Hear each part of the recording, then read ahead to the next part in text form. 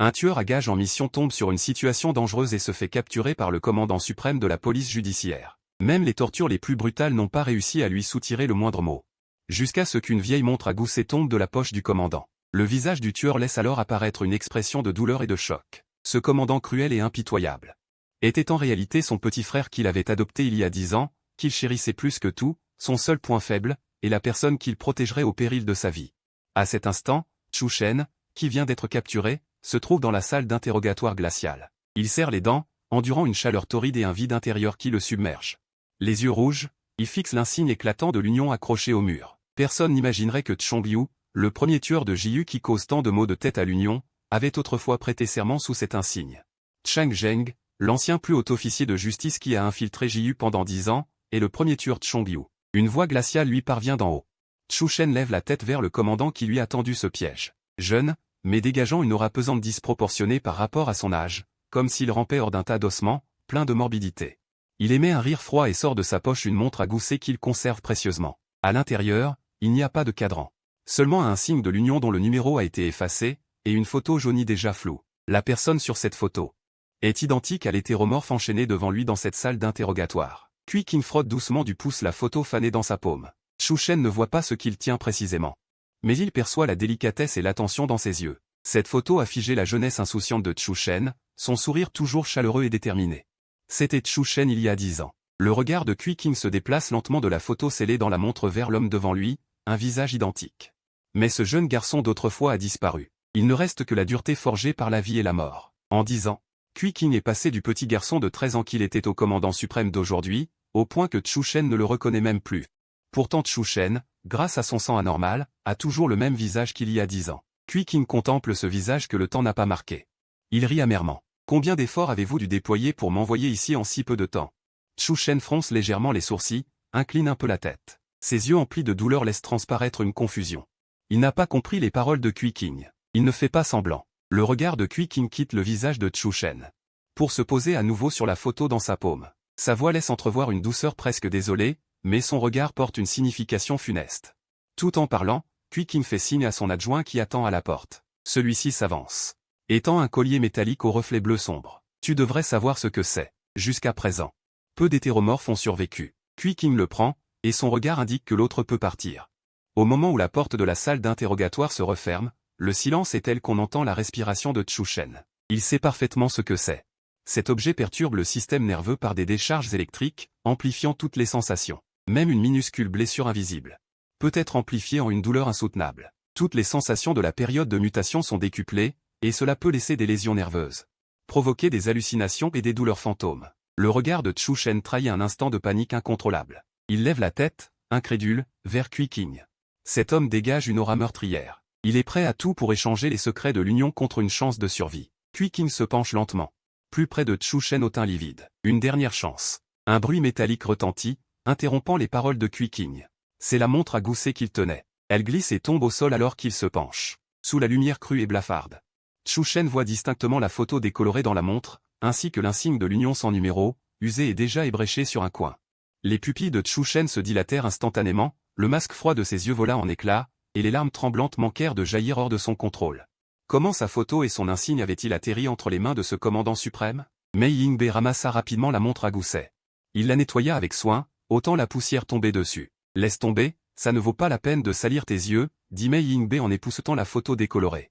Sa voix laissait percer une douceur qui contrastait étrangement avec son apparence glaciale. Il ne leva pas la tête, ne regarda même pas Chu Shen, fixant simplement la photo, perdu dans ses pensées. Chu Shen maintint sa tête baissée, son regard concentré toujours figé sur le sol vide. Ses mèches argentées cachaient ses yeux. Kui King ne pouvait pas voir les larmes dans ses yeux. Avec un léger tremblement, les perles de larmes accrochées à ses cils finirent par tomber. Comment? Impossible? Le commandant suprême de la forteresse du cœur était celui qui, il y a 10 ans, le suivait partout en l'appelant « mon frère ». C'était Kui King, qu'il avait élevé de ses propres mains, celui que Chu Shen, ces 10 dernières années, avait le plus craint d'impliquer mais aussi le plus désiré revoir. Petit était un enfant que Chu Shen avait recueilli lors d'une mission l'année de son entrée au bureau d'application de la loi. Petit que n'avait que quelques années à l'époque.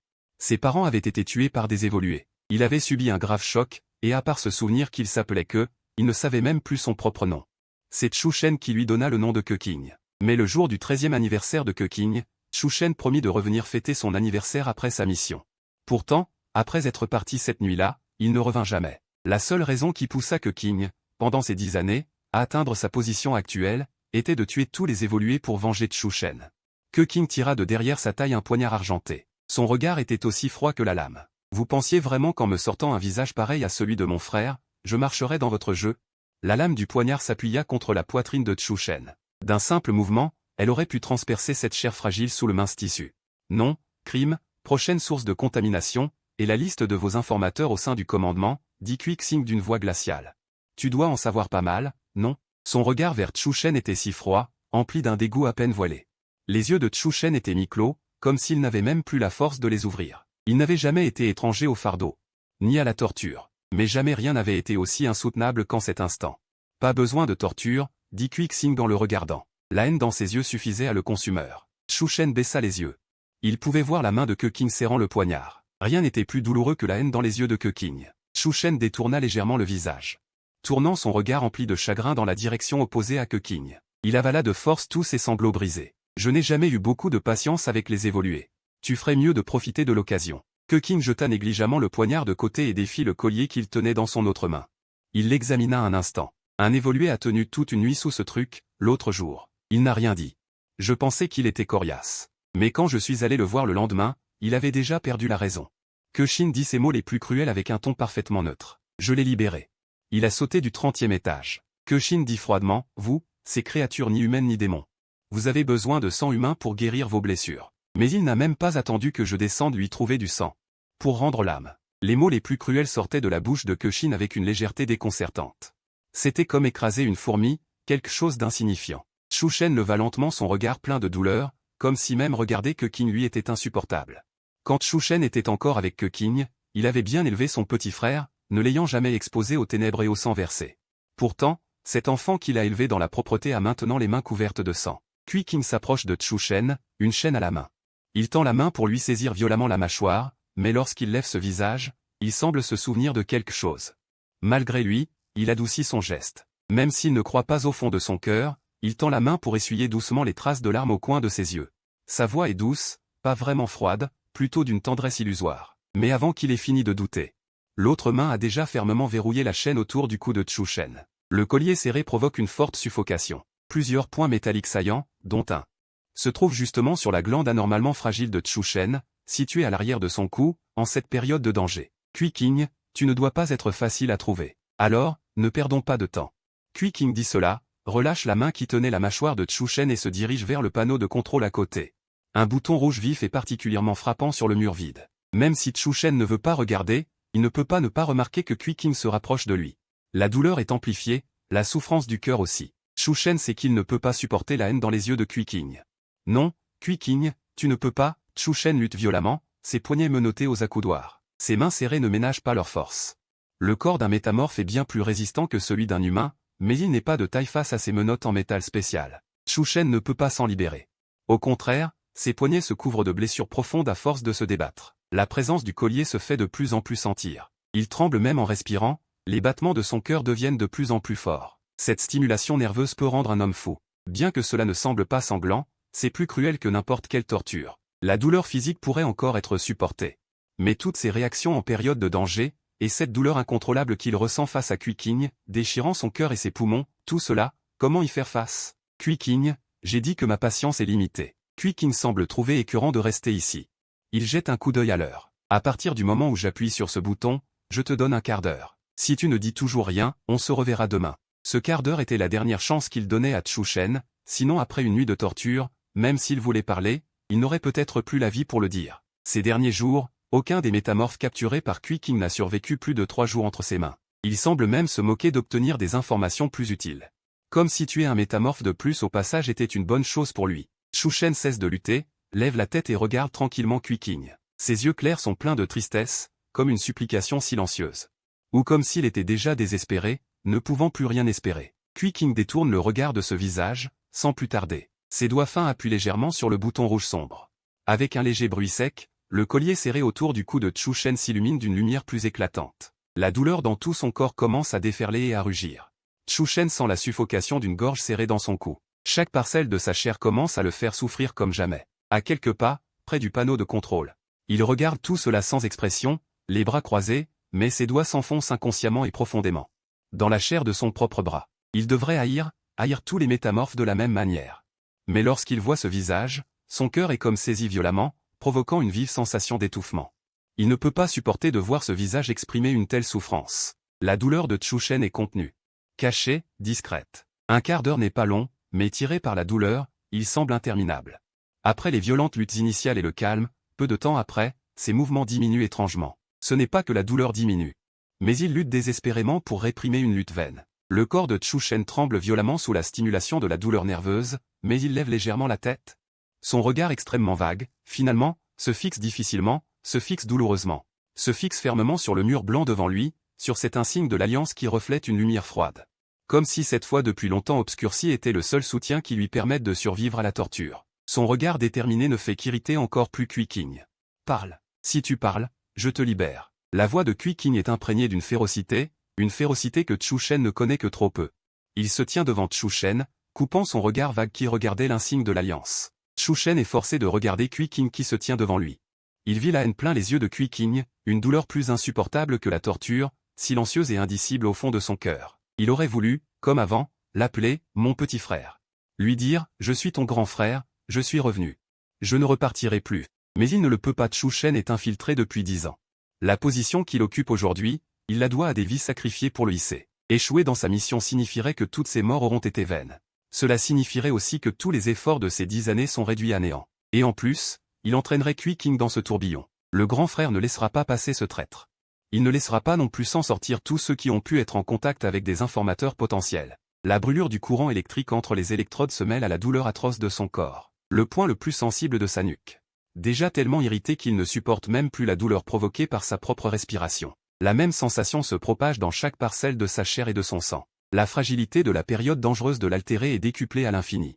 Kui King dédaigne d'utiliser ses phéromones pour dominer un altéré. Dans cette salle d'interrogatoire, il n'y a presque aucune odeur de ces phéromones de bois d'agar. Pourtant, sous l'effet de la stimulation violente, Chu Shen perçoit encore, faible et ténue, l'odeur rare de ce bois d'agar. Un parfum boisé intense et pur, mêlé à une douceur suave, d'une clarté incomparable. L'instinct dominant de l'alpha, réprimé par les réactions en chaîne de sa période dangereuse, laisse soudain place à un désir vif de se blottir contre ce parfum de bois d'agar. Mais ce n'est qu'une seconde.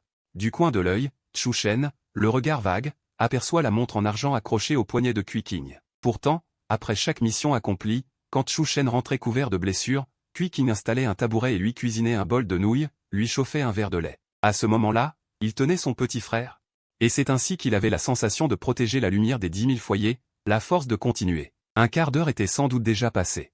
Mais Chu Shen ne dit rien. La douleur ne le quitta pas non plus. Ses soubresauts et ses tremblements étaient devenus si faibles qu'ils semblaient inexistants. La souffrance excessive semblait avoir épuisé ses dernières forces. Seules des convulsions violentes, par intervalles, prouvaient encore qu'il endurait une douleur continue. Ses yeux étaient mi-clos, ses longs cils perlaient de fines gouttes de larmes. Des liquides coulaient sur ses joues au rythme des tremblements de son corps. Il ne pouvait même plus distinguer ce qui était sueur, ce qui était larmes, ce qui était sang. Le sérum avait visiblement perdu toute patience. Si les autorisations du tueur n'avaient pas été si élevées, et les informations en sa possession si précieuses, il aurait sans doute déjà porté le coup fatal. Mais pour l'instant, le sérum ne pouvait que frotter machinalement la montre en argent dans sa paume, en regardant Chu Shen, déjà méconnaissable à force de torture. Soudain, comme s'il avait deviné quelque chose, le sérum s'approcha de Chu Shen. Brusquement, il leva la main et appuya sur la nuque de Chu Shen, à l'endroit recouvert par le collier. L'agonie incontrôlée de son corps trahit la vérité. La période dangereuse. La douleur eut l'air d'avoir trouvé quelque chose d'intéressant. Elle rit avec cruauté. Dans le plus profond de lui-même, Chu Shen tenta de dissimuler tant bien que mal ce qui restait de sa dignité. Il ne voulait pas perdre la face devant la douleur, mais la combinaison de la période dangereuse et du collier rendait toute résistance impossible face à une telle pression. La douleur relâcha soudain ses phéromones de bois d'agar rare. L'odeur boisée et pénétrante se répandit dans toute la salle d'interrogatoire. Ce n'était pas une domination intentionnelle par les phéromones, mais sous l'effet du collier, cela suffisait à rendre Chu Shen, déjà à moitié mort, incapable de supporter la pression absolue de ses phéromones alpha. Même un alpha en dehors de sa période dangereuse n'aurait pu que se soumettre à de tels phéromones. Alors Chu Shen, en cet instant, n'avait aucune chance de résister. Ses yeux grands ouverts n'étaient que douleur. Pourtant, lorsque son regard se posa sur Kui King, une émotion complexe, presque imperceptible, se cachait au milieu de sa souffrance. Son petit frère était un alpha très puissant. L'entêtement de Chu Shen ne fit qu'attiser la colère dans les yeux de Kui King. Ces altérés, les considérant comme des miroirs, pourquoi faisait-il encore semblant de ne pas plier? Il méritait d'être mis en pièces. Quel est votre prochain plan, le virus? Combien de vies allez-vous encore faucher? Vous allez le payer cher. La voix de QQNG est pleine d'une haine sans limite. Parle, parle donc. CH Chen, sous une douleur atroce, est sur le point de sombrer dans l'inconscience. La douleur violente et les informations familières le plongent dans la stupeur. Devant ses yeux, la silhouette en uniforme de commandant de SUSH se superpose sans cesse avec le souvenir de cette petite ombre qui le suivait, l'appelant doucement « grand frère ». « Grand frère, pourquoi es-tu parti accomplir une mission si dangereuse? Tu ne peux pas rester à la maison pour jouer avec moi? Un jour, je te protégerai, mon frère. Xiao que attend ton retour pour couper le gâteau. » La petite voix dans son souvenir. Un jour, je protégerai mon frère. Xiao que attend que mon frère rentre pour couper le gâteau. Cette voix d'enfant apparaît devant CH Chen, déjà dans le brouillard. Xiao que le suivait en riant, l'appelant « grand frère », remarquait la moindre de ses émotions négatives et le réconfortait. Il disait que lorsqu'il serait grand, il le protégerait aussi. Mais le CH Chen d'il y a 10 ans était mort lors de cette mission. Cette mission, tous les exécuteurs du groupe périrent, aucun survivant. Abattu par un chef rebelle qui n'avait jamais montré son visage, CH Chen n'avait pas non plus pu s'échapper. Pourtant, même lui ignorait que la moitié de son sang était celui d'un mutant. C'est au milieu du sang de ses camarades, en se nourrissant du sang des autres, qu'il avait revécu une deuxième fois. Il devait se souvenir toute sa vie comment il avait survécu. Il le fallait. Après l'éveil de son sang mutant. Il avait commencé une carrière d'agent infiltré de 10 ans, sans jamais revoir QQNG une seule fois. En vérité, à cette époque, il s'estimait presque chanceux. En tant que S01, le plus haut officier de justice du réseau sombre du bureau exécutif, sa plus grande peur quotidienne était que QQNG, à cause des ennemis qu'il s'était fait, soit pris pour cible par les mutants. À cette période, même dans ses rêves, il était souvent réveillé par des cauchemars où QQNG subissait des représailles et des tortures. Après qu'il se soit infiltré dans la prison des mutants, QQNG n'avait plus aucun lien avec lui. Au début, il était effectivement soulagé. Mais plus tard, il avait aussi peur que QQNG le haïsse de l'avoir abandonné, peur que ce si jeune enfant ne sache pas prendre soin de lui. Qu'il se blesse ou attrape froid. Mais il ne pouvait pas revenir en arrière. La silhouette dans les souvenirs de CH Chen se confondait peu à peu avec la silhouette froide du commandant devant lui. La petite ombre l'interrogeait, « Pourquoi n'étais-tu pas revenu cette année-là » Tandis que le commandant glacial l'examinait, exigeant qu'il révèle les secrets de la prison. CH Chen, dans la double souffrance physique et mentale, laissa échapper un faible gémissement presque mourant. Ses mains enchaînées tentaient désespérément de se lever, mais sans pouvoir atteindre la silhouette devant lui. « Non, je t'en prie. N'interroge plus. » Dans sa fragilité, la tête de CH Chen était brisée par la douleur. La sueur mouillait ses mèches argentées devant son front. Il suppliait, le regard brisé, sans savoir s'il implorait ce QQNG devant lui, ou l'enfant des hallucinations qu'il appelait « grand frère ». Mais la torture ne cessait pas, ni l'interrogatoire. CH Chen avait déjà été gravement blessé en tombant dans le piège. Les mutants, bien que leur capacité physique soit renforcée, n'ont presque aucune capacité de guérison active après une blessure. Pour soigner une blessure aussi mortelle, il faut absorber du sang humain frais. CH Chen, une fois capturé, n'en avait évidemment pas eu l'occasion. Sous la torture qu'il subissait, il avait déjà atteint ses limites. Il finit par ne plus tenir, un flot de sang s'échappa du coin de ses lèvres. Son regard vague ne parvenait plus à se concentrer, sa tête pencha sur le côté. Le cœur de QQNG se serra de douleur. Sans même réfléchir, il appuya sur le bouton d'arrêt du contrôleur à côté, puis se précipita pour détacher les chaînes. Les pupilles claires de CH Chen étaient vagues et sans éclat. Il pouvait seulement distinguer le visage blême de QQNG, tout proche, imprégné d'une forte odeur de santal et de sang. Instinctivement, il voulait se rapprocher de QQNG, tandis que sa volonté de survivre après ses graves blessures le rendait terriblement avide. Du sang de QQNG. Il voulait être marqué, il voulait déchirer la chair. Il veut s'approcher de QQNG, mais ses membres et son corps sont enchaînés, il ne peut absolument pas bouger. Il ne peut que se débattre et ramper impuissant. QQNG remarque évidemment son mouvement, il voit que CH Chen veut se rapprocher de lui. Dans ses yeux emplis de haine, une légère brume apparaît, ce visage qui affiche une expression si dégoûtante. La voix de QQNG est glaciale à l'extrême. En dehors de la haine envers les mutants, il n'a guère d'autres sentiments. Mais ce mutant devant lui ressemble en tout point à CH Chen, parti il y a 10 ans. Même s'il sait que c'est une simple imitation, il ne peut s'empêcher d'être ému. Les yeux de CH Chen, pleins d'une lueur animale, le regardent avec une convoitise instinctive. Comme un voyageur mourant de soif dans le désert apercevant une oasis salvatrice. QQNG le fixe longuement, puis ramasse le couteau court à terre. Il se coupe la paume en fronçant les sourcils, serre le poing pour en faire jaillir du sang, et le porte aux lèvres de CH Chen, dont le regard est déjà vague. Bois. La voix de QQNG est toujours aussi froide, mais teintée d'une peur rétrospective à peine cachée. Ces derniers jours, il a interrogé de nombreux mutants. Que certains ne survivent pas à la torture n'a rien d'étonnant pour lui, mais il ne veut pas que ce mutant meure devant lui. Il s'étonne aussi de sa propre réaction face à Chong Yu. Est-ce à cause de ce visage, ou parce que la bouche de cet assassin a encore trop d'informations précieuses? QXNG se dit en lui-même que c'est pour la seconde raison. Il porte son sang aux lèvres de CH Shen. Ce sang à l'odeur de camphre exerce un attrait fatal sur CH Shen en cet instant. Mais alors que CH Shen ouvre lentement la bouche pour avaler le sang, son regard vacille soudain. Petit frère, c'est le sang de QXNG, ça. Même briser les dernières dents de l'orgueil ne peut lui faire perdre, devant QQNG, la dignité propre à l'être humain. Devenir un monstre avide de sang. QQNG a épuisé sa dernière patience, son visage est froid et sombre. Extrêmement agacé, il attrape de sa main non blessée la mâchoire inférieure de CH Shen pour l'empêcher de fermer la bouche. Et il plaque de force sa paume ensanglantée contre la bouche de CH Shen. Les lèvres et les dents de CH Shen, entrouvertes, tremblent. N'osant pas serrer, le sang au goût métallique coule sur ses lèvres et glisse entre ses dents. Il veut instinctivement l'avaler, mais au moment même où il allait le faire, CH Shen, de toutes ses forces, verrouille sa gorge. De toutes ses forces, il maintient la dernière barrière. Le sang de QQNG, je ne peux pas le boire. Des paroles inaudibles s'échappent de la bouche de CH Shen. Kuki supplie QQNG de ne pas le sauver. QQNG observe CH Shen, dont le regard est déjà éteint. Une confusion évidente se lit dans ses yeux. Il a vu de nombreux mutants blessés et mourants céder à leur instinct de soif de sang. Cet instinct est incontrôlable, sans penser, comme un noyé qui ne peut s'empêcher de chercher à respirer.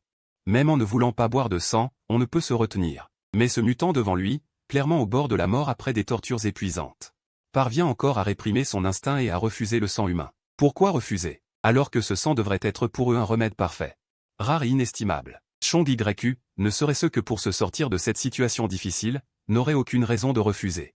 QQNG, l'air froid, examine la souffrance dans les yeux de CH Shen. Cet homme est sur le point de mourir. Mais il n'a pas encore obtenu les informations qu'il veut. Avant de cracher ce que tu sais, tu n'as pas le droit de mourir, dit QQNG d'une voix glaciale. Il serre plus fort sa main blessée, veillant à ce que le sang coule en filet dans la bouche de CH Shen. Fin du bloc 180. Il retira brusquement sa main et saisit violemment la gorge de Chu Shen, marquée de rouge. La toux sanglante et violente déclencha un réflexe incontrôlable chez Chu Shen, et le sang fut craché à moitié.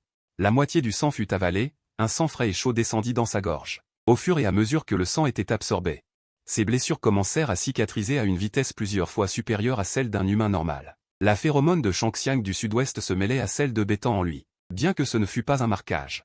Il ressentait pourtant une étrange satisfaction. Les nerfs de Chu Shen, tendus depuis trop longtemps, se relâchèrent enfin à cet instant, lui donnant envie de se noyer dans la douceur du sang et l'invasion des phéromones. Mais ce ne fut qu'un bref instant, l'instant d'après, alors que sa conscience revenait. Il se rappela soudainement tout ce qui venait de se passer. Il avait avalé le sang de QQNG. Ses yeux, qui revenaient lentement à la conscience, s'emplirent de douleur et de désespoir. Le désespoir submergea ses yeux, et les larmes coulèrent sans contrôle. Boire cette gorgée de sang était pour lui une chose plus désespérante que la mort. QQNG observa la douleur dans les yeux de Chu Shen, comme s'il lisait en lui cette pensée, il préférerait mourir plutôt que d'avaler ce sang. Mais QQNG pensait seulement qu'il reprenait conscience. Quand vous vous empressiez d'élever des humains, vous ne leur donniez pas non plus une mort rapide. QQNG ricana, se retourna pour panser la plaie de sa paume. S'empresser d'élever des humains. C'était pour obtenir du sang frais. Il ne les tue pas d'un coup, mais les saigne encore et encore, jusqu'à épuiser la dernière goutte de leur valeur. Ceux qui sont élevés ne peuvent même pas souhaiter mourir, comme Chu Shen maintenant. Surtout toi, gravement blessé. QQNG posa un regard venimeux sur Chu Shen. Parmi les meurtres dont tu es responsable, aucun n'est à la hauteur de ce que tu peux supporter. Dans le long silence, Chu Shen sentit l'intention de meurtre se concentrer peu à peu. Shu King ne le laisserait certainement pas s'en tirer comme ça. Pourtant, alors que Chu Shen tremblait légèrement sous la peur grandissante, la porte de la salle d'interrogatoire fut soudain frappée. « Commandant Shu, Monsieur Kui vous cherche. Il dit que ce que vous demandiez a donné un résultat. » La colère de Shu King face au déviant s'évanouit en un instant. Ses yeux bougèrent, laissant même paraître une impatience et une douceur à peine perceptibles. Puis il se retourna et sortit de la salle d'interrogatoire, en passant devant l'adjudant Meng Tongshang, qui attendait dehors. Il ralentit le pas, surveille-le. Ne le laisse pas mourir. Shu King dit cela en glissant soigneusement la montre à gousset dans sa poche. Meng Tongshang hocha la tête. Il avait suivi Shu King jusqu'à aujourd'hui, et il pouvait voir dans son expression que son humeur était bien meilleure qu'avant. Shu King n'était impitoyable et comme un fou que face à ces déviants, quiconque l'irritait ne s'en sortait pas indemne. Mais en temps normal, il était plutôt facile à vivre. Meng Tongshang confirma que Shu King s'était déjà détaché de sa haine envers les déviants, puis il avança prudemment la tête, que j'y vis. Demain, Meng Tongshang proposa de soutenir Huo. Shu King s'arrêta et le regarda. Il comprit aussitôt, c'est l'anniversaire de Xiaoxian demain, prends un jour de congé pour être avec lui. Demain soir, si je suis libre, je viendrai aussi dîner. Shu King dit froidement en s'éloignant dans le couloir. Les yeux de Meng Tongshang s'illuminèrent. Son admiration pour Shu Qing augmenta encore d'un cran. Meng Xiong était son fils, à peine âgé de 2 ans.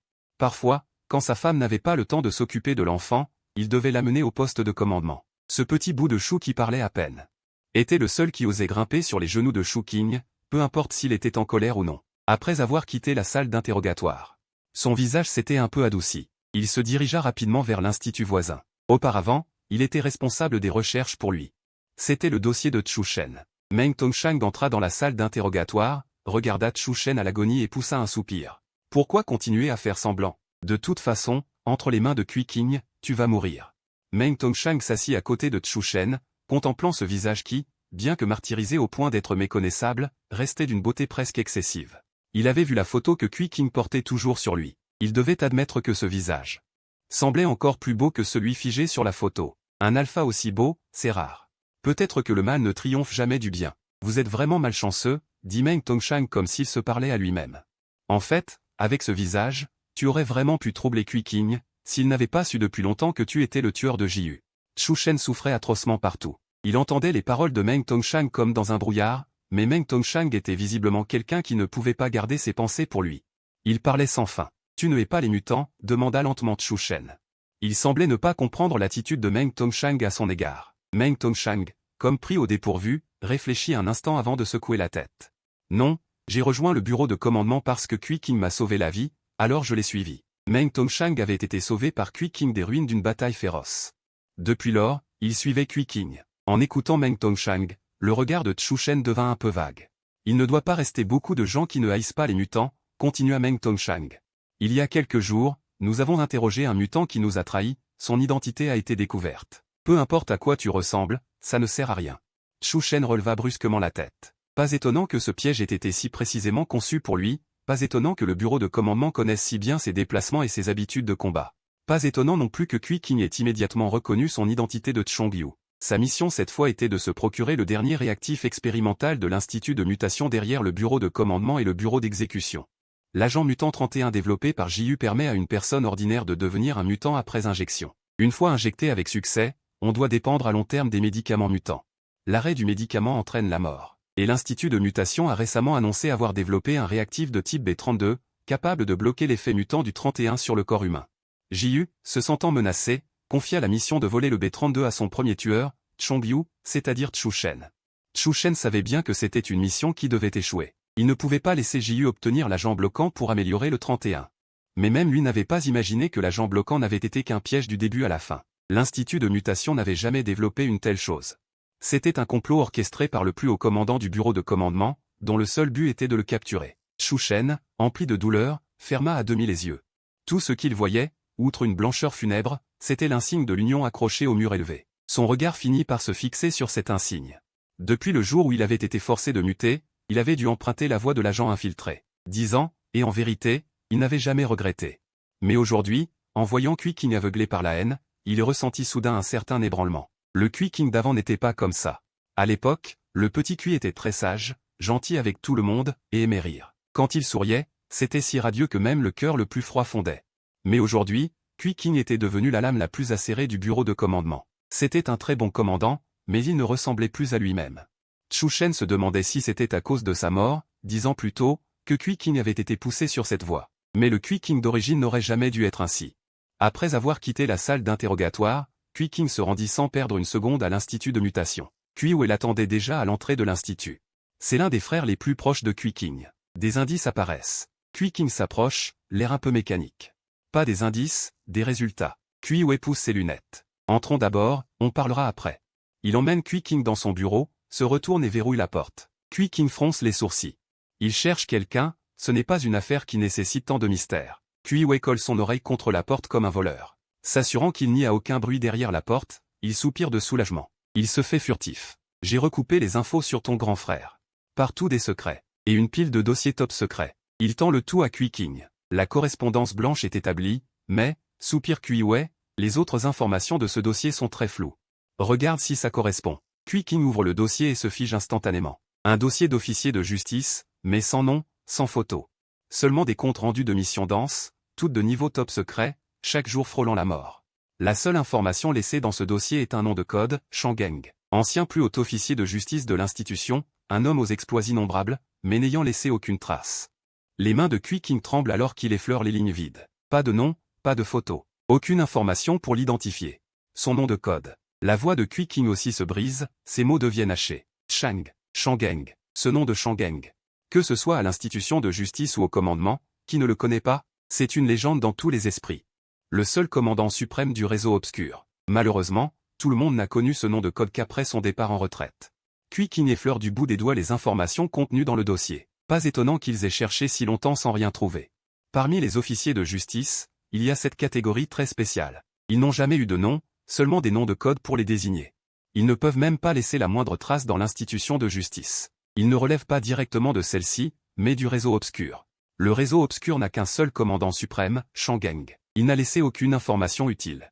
La seule chose qui permet une correspondance, c'est cette capsule d'information. Le regard de Kui Wei est rempli de tristesse. Il fixe ce récipient en verre apparemment vide, mais à travers lui, il voit une personne baignant de sang dans l'obscurité, déjà sacrifiée. Personne d'autre que Kui King ne se souvient probablement de son visage. Kui King serre la capsule d'information dans le creux de sa paume. Il regarde Kui Wei avec une intense concentration. Une capsule d'information vieille de 10 ans peut-elle être implantée dans un corps actuel? L'expression de Kui Wei devient stupéfaite.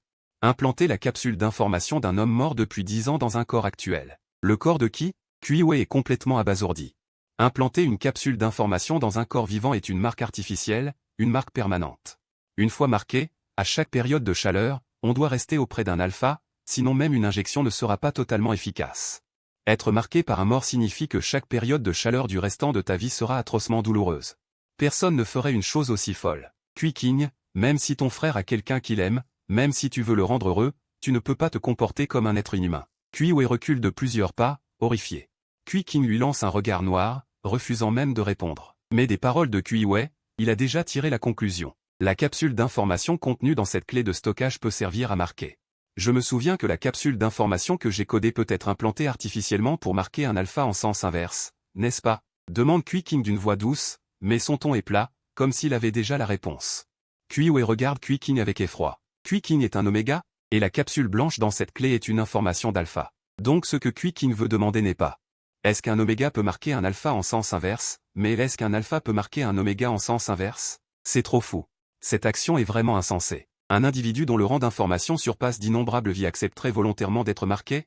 Et encore par un alpha mort depuis 10 ans. QQNG, tu réalises ce que tu dis? Kui Wei se précipite devant QQNG. Il frappe violemment la table basse à deux mains. T'es devenu fou? Le regard de QQNG reste calme. Il ne regarde pas l'odeur qui, sous son emprise, a rendu son visage livide, mais fixe toujours cette boîte de conservation. La boîte est parfaitement hermétique. Pourtant, il a l'illusion de pouvoir sentir l'odeur de la marque blanche à l'intérieur. Trop faible, pas assez. Il faudrait qu'elle se mêle à sa chair et à son sang pour ne plus jamais se séparer.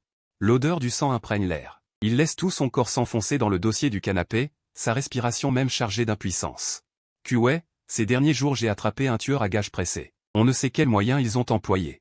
Son visage est identique à celui de mon frère. Kui Wei relève la tête, ses yeux deviennent graves. Il passe ses journées en laboratoire à étudier ces créatures biologiques. Ses contacts avec les mutants sont en fait assez rares. Mais depuis quand ces monstres sanguinaires et brutaux ont-ils appris à s'attaquer au cœur?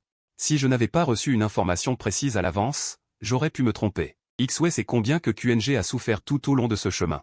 Quand que QNG a quitté le lieu de sa naissance, il n'avait que 13 ans. Depuis lors, c'est uniquement grâce à la flamme de la vengeance qu'il a pu tenir jusqu'à aujourd'hui. À 14 ans, il est entré dans le centre d'entraînement le plus impitoyable du commandement. Chaque jour, il naviguait en bordure de la vie et de la mort, jusqu'à atteindre ce poste élevé.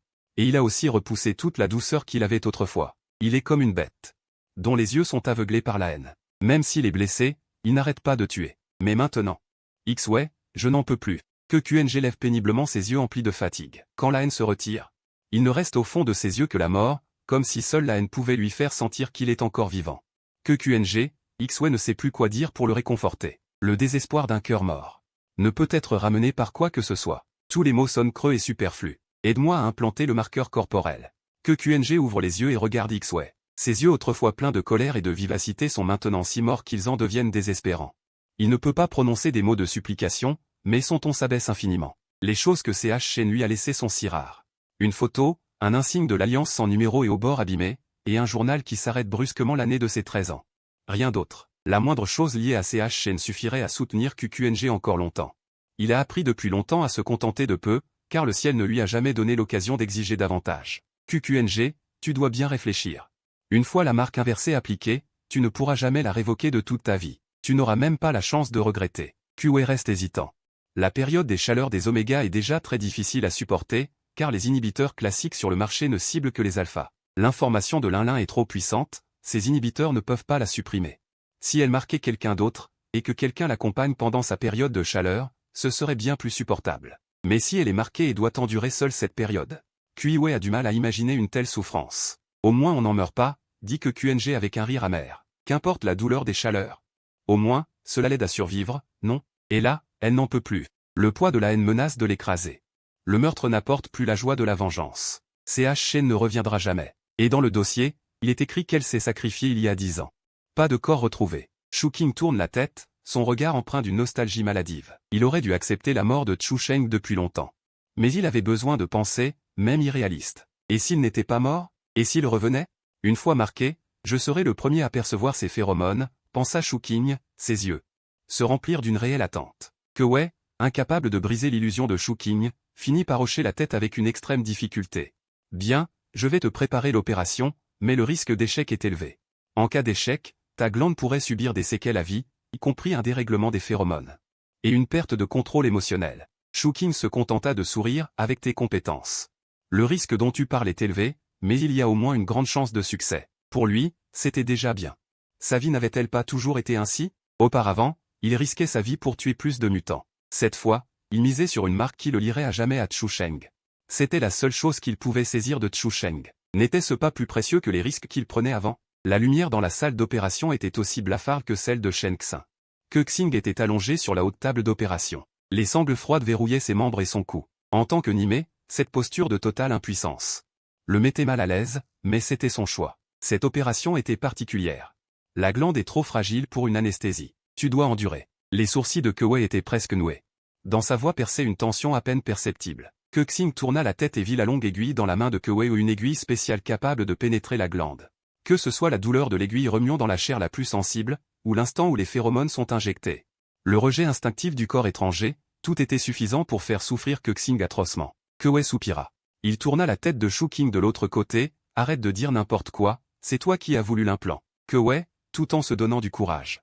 Effectuer les dernières préparations de désinfection. L'alcool froid toucha sa peau, et sous le vent, cela glaçait jusqu'à l'os. L'aiguille planait au-dessus de sa nuque, sans qu'il sache quand elle tomberait. Les mains de Shu Qing se serrèrent inconsciemment.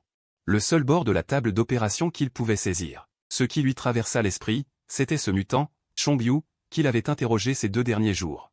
Quand il était enchaîné dans la salle d'interrogatoire et torturé, était-il vraiment terrifié? Probablement pas. Après tout, cet homme semblait ne même pas craindre la mort. Shu Qing était en train de penser cela quand une douleur atroce s'enfonça soudainement dans la chair de sa nuque. L'aiguille froide remuait et s'enfonçait dans la chair. Chaque avancée ressemblait à des dents acérées tirant sur les nerfs. Mais il devait tenir. C'était à propos de Chu Sheng, la seule chose qu'il pouvait laisser. Plus important encore, personne n'avait jamais retrouvé le corps de Chu Sheng à l'époque. S'il y avait ne serait-ce qu'une chance sur 10 000 que Chu Sheng soit encore en vie, cette marque serait son meilleur atout pour le retrouver. La sueur froide perla instantanément sur son front, les gouttes roulant et mouillant les mèches de ses tempes. Il était maintenant aussi pitoyable que ce mutant enfermé dans la salle d'interrogatoire. Chongyu, quand il était torturé par Shen Xin, ressentait-il la même peur et la même angoisse? Non, ses yeux semblaient n'avoir qu'un calme désespéré. Si l'on devait le dire, il y avait dans les yeux de Chongyu une tristesse que Xing ne comprenait pas, bien plus profonde que la peur et l'angoisse. Le regard de Xing se perdit un instant dans la douleur intense. Il serra les dents pour ravaler les gémissements qui auraient dû s'échapper, et le coin de ses lèvres fut bientôt mordu. Mais pas un son ne sortit. De puissantes phéromones de blanc furent poussées au plus profond de la glande, entrant en collision violente avec ses propres phéromones de type Kinan. L'instinct d'un lime repoussait violemment cette intrusion étrangère, mais il le réprima par une volonté puissante, rassemblant presque humblement toute son agressivité. L'aura de son ancienne patrie, d'abord tyrannique et puissante, devint douce et tolérante, accueillant prudemment l'aura audacieuse du santal blanc qui forçait le passage. QE prit le médicament préparé depuis longtemps. Le fourra dans la bouche de Qing pour qu'il l'avale, avec un effet légèrement anesthésiant, expliqua QE. Mais le but principal était d'aider à terminer rapidement le marquage inversé forcé, car cette opération n'était même pas un véritable marquage. On ne pouvait compter que sur le médicament pour le solidifier de force. Qing n'entendait plus ce que QE disait. Il avala la potion amère mêlée au goût du sang dans sa bouche. Une douleur infinie parcourait tout son corps. Chaque morceau de chair rejetait l'invasion et la dévoration de la substance odorante blanche. Son instinct ne devait pas être réprimé.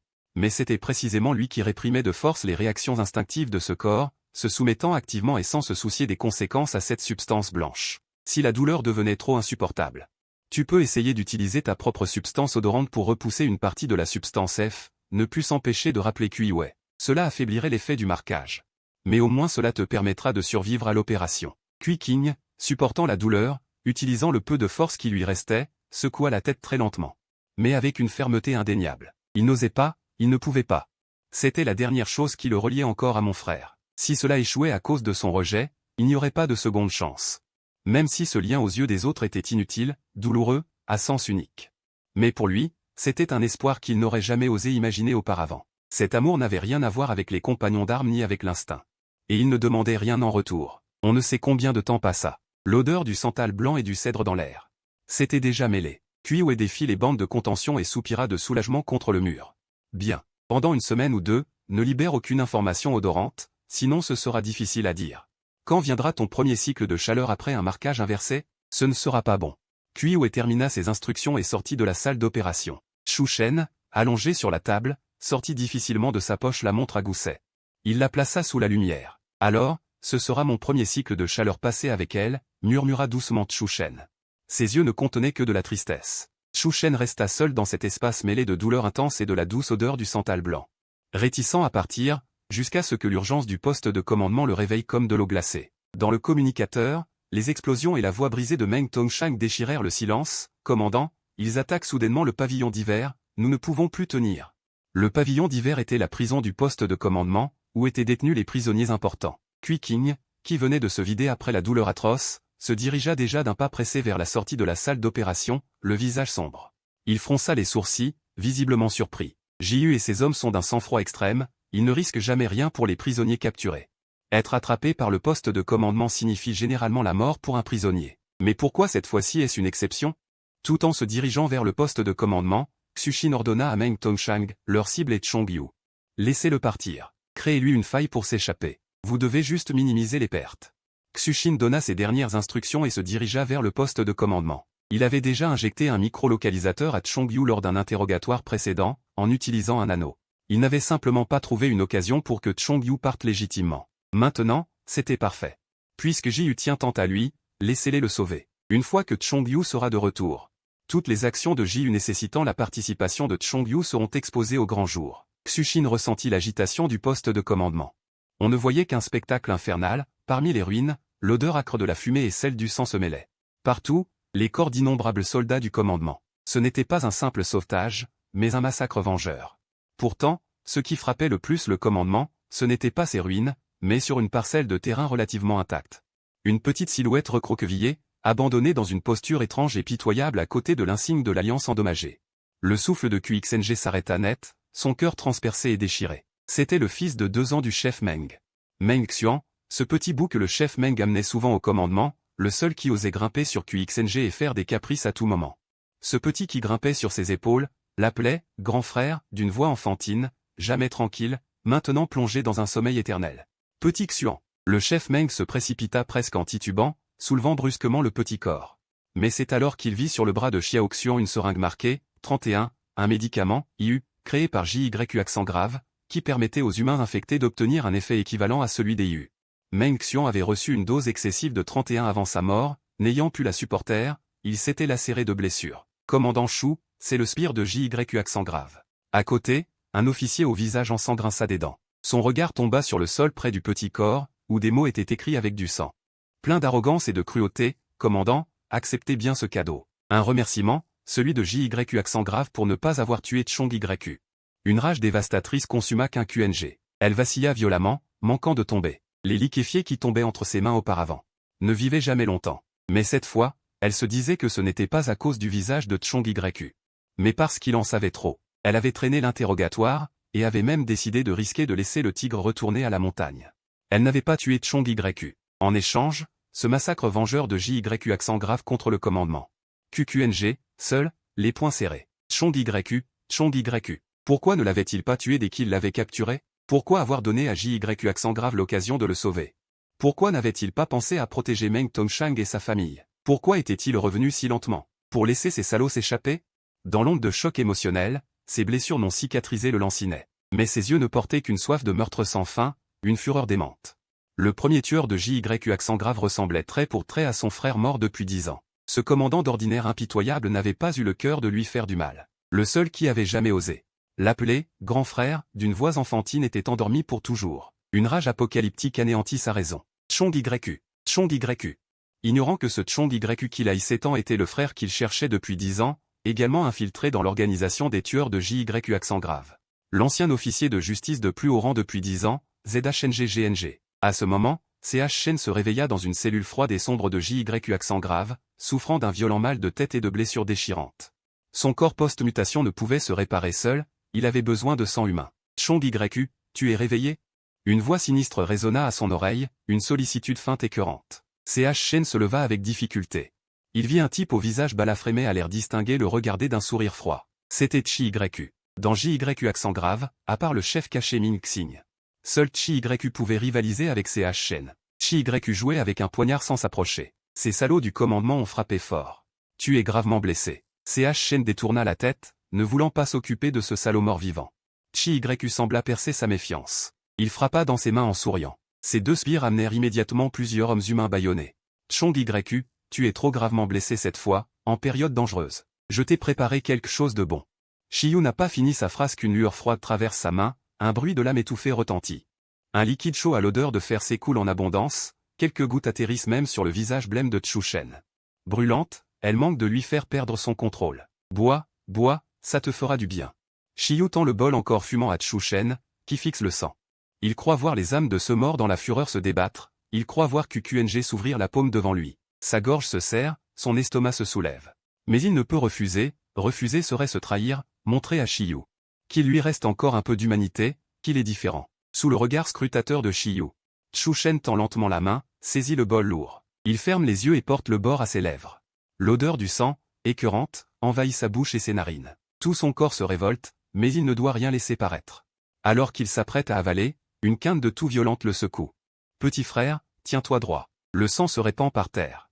Shiyu, quel gâchis, dit l'autre en reprenant le poignard. Ça suffit. Chu Shen lève la tête. Un lich peut absorber le sang par simple contact. Boire est le meilleur moyen, mais pas le seul. Ce sang suffira. Chu Shen, les mains tachées de sang, rend le bol vide. Ses doigts tremblent légèrement, il baisse les yeux. Pour cacher la douleur et la rage qui l'habitent. Shiyu prend le bol d'un air entendu, heureusement que tu n'es pas mort. J'ai planifié tout ça si longtemps, j'ai même laissé un gros cadeau à ce commandant. Chu Shen s'arrête un instant en essuyant le sang. Il lève les yeux vers Shiyu, s'efforçant d'avoir l'air indifférent et dur. Un gros cadeau? Oui, l'adjudant qui suit toujours le commandant. Il a un enfant de 2 ou 3 ans. Je lui ai injecté une dose adulte de 31 et je l'ai laissé devant le quartier général. La description de Shiyu est lente et cruelle. Chaque mot cisaille les nerfs de Chu Shen, s'enfonce dans son cœur. Il se souvient de QQNG, de cet adjudant, peu de temps avant. Plein de joie en attendant l'anniversaire de son enfant. Je suis curieux, dit Shiyu en riant. L'enfant a déjà entamé sa transformation, même s'il ne respire plus. Mais s'il tue 10 personnes, et qu'on leur prend tout leur sang, peut-être qu'il survivra? Qu'en penses-tu? Shiyu rit cruellement. Il sait bien que personne au quartier général ne ferait une chose pareille. Le sang de Chu Shen semble se glacer. Une immense tristesse mêlée d'impuissance l'engloutit. Il veut bondir et déchirer ce visage rieur, mais de sa mâchoire presque bloquée. Il laisse échapper 2 mots rauques et serrés, leur quartier général doit être en plein chaos maintenant. Tu peux te reposer un moment. Shiyu rit et se tourne pour partir. Je suis sur le point de développer un nouveau médicament à effet de substitution. Il sera encore plus efficace. Chu Shen n'entend plus ce que dit Shiyu. Ce n'est qu'une fois la porte fermée que son corps, tendu à l'extrême, se détend. Comme vidé de toutes ses forces, il s'effondre sur le lit et se recroqueville. Ce simple mortel qui vient de mourir à cause de lui, cette petite âme qui restera à jamais figée à 2 ans. Ce n'est pas l'ordre fatal du rat de commandement. Mais la marque maudite que Zhexiang a emmagasinée, condamnée à ne jamais renaître. Il gît dans ce bourbier de péché, où son souffle même est noyé dans le sang et le désespoir. Depuis qu'il a arraché sa vie à la mort il y a 10 ans, il ne sait plus combien de vies il a sur la conscience. Si ce n'était pour sauver sa propre vie, peut-être que tous ces gens ne seraient pas morts. Il doute de plus en plus de ses choix et de son obstination de ces dernières années. Et de leur sens. Une voix bruyante, celle du chef, accompagne la porte qui s'ouvre violemment. Yuzu, le plus jeune des hommes de CH Sheng, a fui la traque du bureau d'exécution il y a 4 ans, après que son identité d'altéré a été révélée. Il s'est finalement réfugié à JYU accent grave. CH Sheng, le trouvant pitoyable, l'a pris sous son aile. Chef, ça va? Ce salaud de Shiyu ne t'a pas cherché d'ennui? En voyant ses Sheng couverts de blessures, Yuzu a les larmes aux yeux. C'est lui qui a fait ça? Il a osé te blesser? Ça va, Sheng se force à se relever. Tout en maudissant Shiyu, Yuzu ferme habilement la fenêtre et prépare le feu. À ce moment, l'inhibiteur que Sheng s'était injecté plus tôt cesse de faire effet.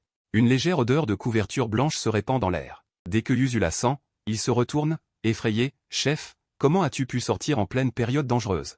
Avec des blessures aussi graves. Il sort à l'aveuglette un flacon de sa poche et tend une petite pilule à Sheng. Chef, et c'est ça. Sheng la prend et l'avale. La douleur dans tout son corps s'atténue nettement. Les symptômes de la période dangereuse semblent aussi s'estomper un peu. C'est ce que j'ai mis au point de nouveau. Ça peut atténuer un peu la période dangereuse de type F. Ça devrait être plus efficace que les inhibiteurs habituels. Yuzu se gratte la tête, comme un enfant qui attend des éloges.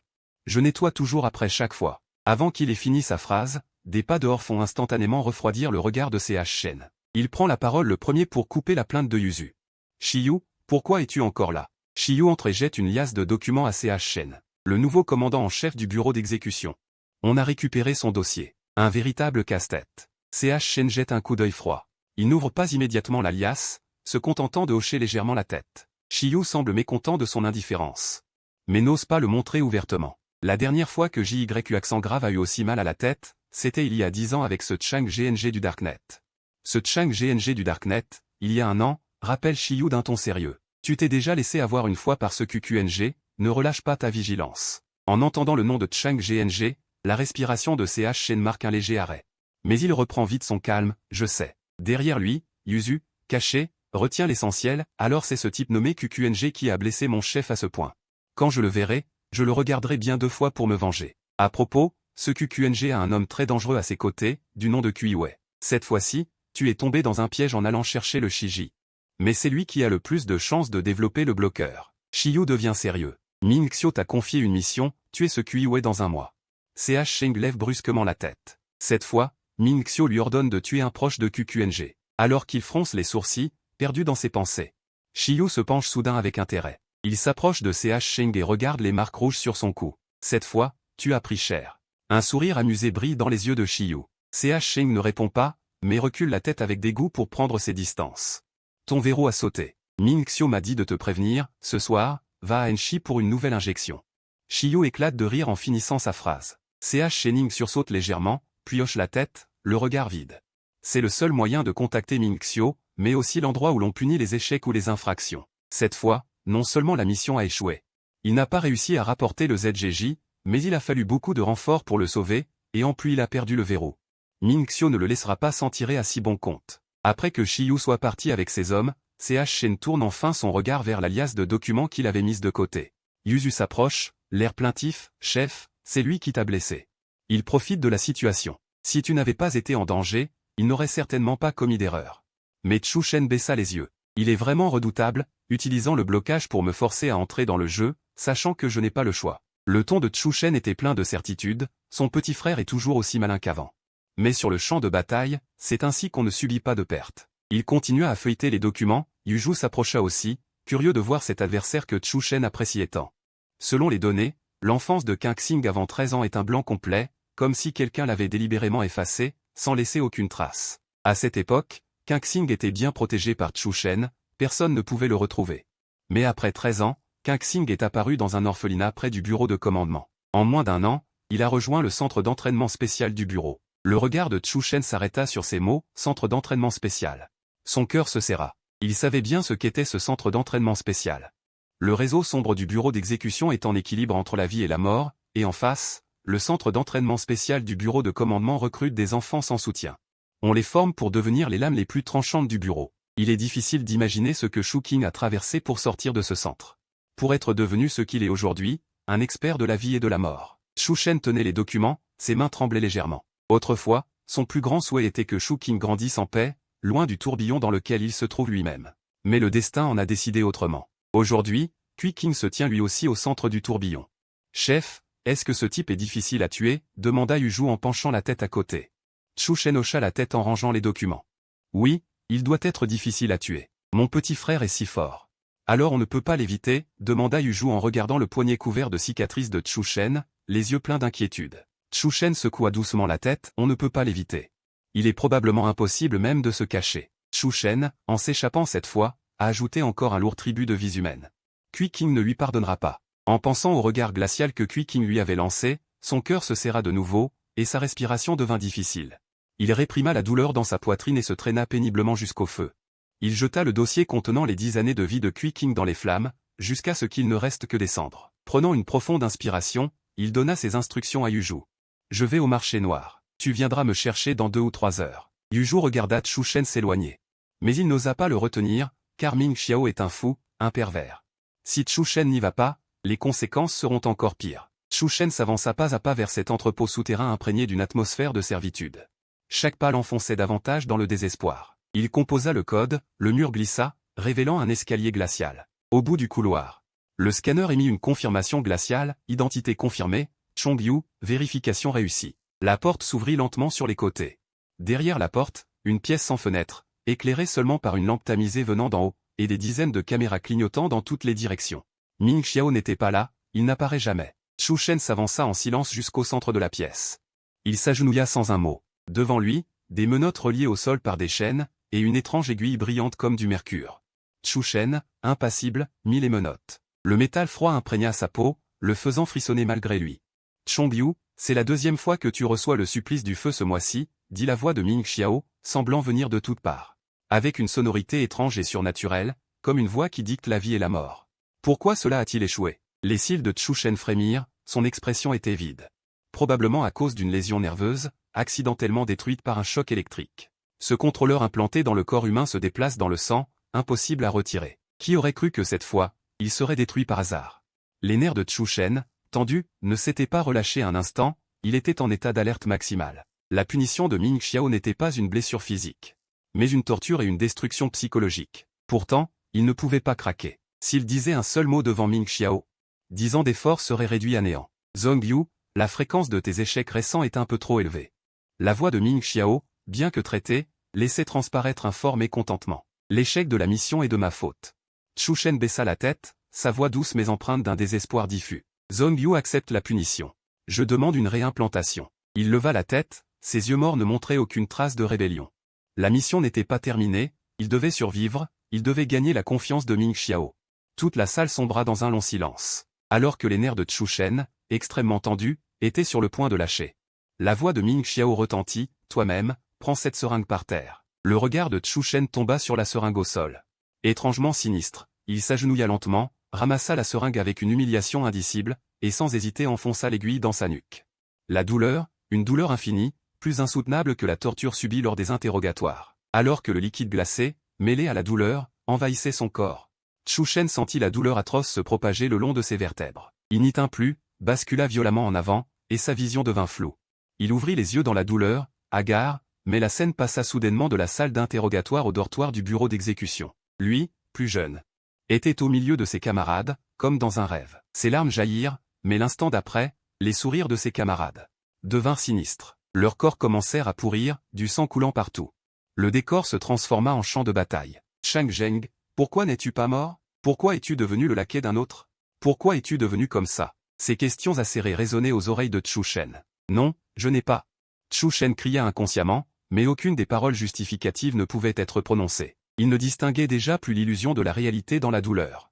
Il savait seulement qu'il ne devait en aucun cas révéler son identité. Sa dernière volonté le força à ne pas dire ce qu'il ne fallait pas. Mais il ne devait surtout pas trahir son identité. Dans la lutte de Chu Shen, la scène devant lui changea à nouveau. Il retourna dans la maison d'il y a 10 ans. Devant lui se tenait QQNG, le QQNG de son enfance.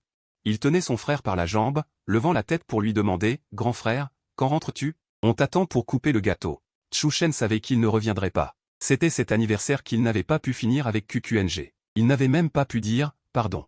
La scène bascula, devint la salle d'interrogatoire. QQNG, en uniforme de commandant, le regardait avec haine et dégoût. « Zhongyu, tu es vraiment écœurant. » Puis le petit corps de Meng Xuan, ce qui était mort pour lui, le sourire cruel de Zhongyu, ses propres mains couvertes de sang.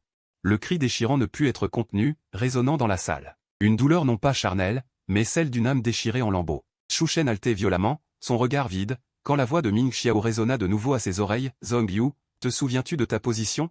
Chu Shen ouvrit la bouche, sa gorge sèche et rauque, incapable d'émettre un son. Position? Quelle position? Celle qu'il tenait depuis 10 ans. Zhongyu.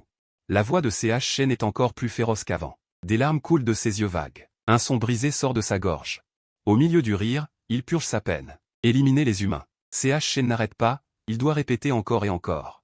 Il répète mécaniquement ces mots déjà dits trop de fois, gravés dans son esprit sans qu'il s'en rende compte. Ses pensées vacillent dans une douleur et un chaos extrême. Un contrôle plus difficile à combattre qu'un verrou s'implante subtilement au plus profond de son être, mais il le rejette de toutes ses forces. Ils se battent jusqu'à l'épuisement. Au même moment, QQNG, qui vient de finir sa réunion, semble ressentir quelque chose. Une douleur extrêmement aiguë se répand dans son cœur. Cette douleur est si étourdissante qu'elle semble venir de son propre corps. Et pourtant, elle ne semble pas appartenir à ce corps. Plus que la douleur, c'est le désespoir et la peur qui s'ensuivent. Prennent le dessus sur les émotions de QQNG. C'est trop étrange, trop inconnu. Ce ne sont certainement pas ses propres émotions. Il semble entendre quelqu'un crier dans la nuit, appelant son nom. Il se lève, stupéfait, et se précipite dans le laboratoire de QIWI. Je l'ai ressenti.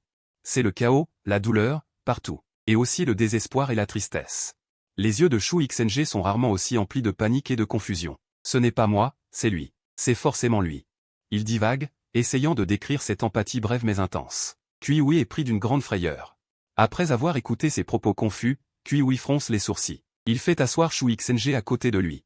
Il sort un appareil de détection, procède à un examen complet, et ses sourcils se plissent encore plus. Son corps ne présente aucune anomalie. QIWI s'écrie, Shu XNG, calme-toi. Respire profondément d'abord. Shu XNG ne peut pas se calmer. Une seule pensée occupe son esprit, CH Shen est certainement encore vivant. Même si le tueur numéro 1 exécute sa mission, il tombe sur le commandant suprême de la Fédération. Les yeux du commandant sont pleins d'un meurtre cinglant. Le tueur ne recule pas et ne peut se résoudre à le blesser, ne serait-ce qu'un peu. Car l'homme devant lui est son petit frère, la seule personne qu'il ait planifiée et qu'il protégerait au prix de sa vie en 10 ans de tueur sous couverture. Et pourtant, cet homme ose encore venir. Il n'a vraiment pas peur de mourir. La voix de QXNG est plus féroce que la glace la plus dure. Le poignard dans sa main plonge sans pitié vers CH Shen. CH Shen aurait pu parer ce coup. Mais l'attaque de QXNG est trop féroce. Il ne peut l'esquiver. La seule façon de riposter serait de planter son poignard dans la main de QXNG. Mais au moment où il allait instinctivement contre-attaquer, il s'arrête soudainement. C'est le petit Q. Si ses mains ne peuvent plus tenir un couteau, QXNG sera sans défense lors des poursuites et des embuscades. Il causera la mort de QXNG. L'attaque de CH Shen s'arrête brusquement. Mais QXNG, les yeux aveuglés par la haine, comment pourrait-il remarquer l'anomalie de CH Shen? Le couteau dans sa main glisse impitoyablement vers CH Shen. CH Shen n'a pas le temps d'esquiver. Le sang coule de son épaule. Tachant de rouge la main qui tient le poignard. Il est forcé de perdre face à QQNG, car il n'arrive pas à frapper. L'attaque de QQNG ne faiblit pas, mais CH Shen esquive difficilement ses coups mortels, comme s'il était trop blessé pour contre-attaquer. Ou comme s'il refusait tout simplement de riposter. Au fil des assauts, l'attaque de QQNG ralentit progressivement. Ça ne va pas. Pourquoi ne contre-attaque-t-il pas? Et chacun de ses mouvements, dans ce trouble, donne à QQNG une étrange sensation de familiarité. Ce n'est pas la férocité d'un tueur à gages, mais plutôt, l'air commence à se charger de plus en plus. D'un parfum d'encens violent et instable. Les yeux de QXNG deviennent rouges, son agressivité presque tangible. Sans hésiter, il bouge. Et lance une offensive féroce directement sur CH Shen. CH Shen sent la haine mortelle qui le vise, impitoyable et déterminé à lui ôter la vie. QXNG est vraiment déterminé à éliminer ce tueur à gages, à le finir ici et maintenant. Pourtant, face au coup fatal, CH Shen n'a que de la pitié dans les yeux. Les capacités physiques des altérés sont renforcées à divers degrés. Sa vitesse de réaction est bien supérieure à celle de QXNG, mais ce corps est trop gravement blessé, même esquiver devient difficile. CH Shen ne peut que, avec peine, effectuer un léger déplacement latéral et utiliser sa main gauche pour parer le coup de QXNG, effleurant son poignet. Pour désamorcer la force de ce dernier. Un geste en apparence simple, mais qui coupe le souffle de QXNG. Il a déjà vu cela quelque part. Ses souvenirs sont trop flous, il ne s'en souvient plus.